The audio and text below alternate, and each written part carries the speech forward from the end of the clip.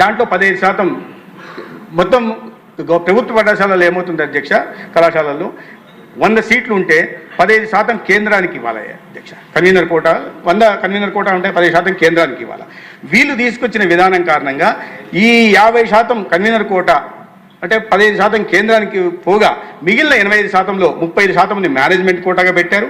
మిగిలిన 85%లో 15%ని ఎన్ఆర్ఏ కోటాగా పెట్టి 12 లక్షలు 20 లక్షలు ఫీజు చేశారు అధ్యక్ష. దానికి కూడా ఫీ రెగ్యులేషన్ కమిషన్ మా దగ్గర ఉంది. దానికి సంవత్సరం వాళ్ళ ప్రకారం ఫీజులు పెంచడము తగ్గించడం జరుగుతుంటుంది, పెంచడమే ఉంటుంది సహజంగా. కాబట్టి ప్రభుత్వ కళాశాలల్లో సీట్లను అమ్మాలనే ఆలోచన చేసింది. దానికి AP medical education research corporation మొదలుపెట్టింది.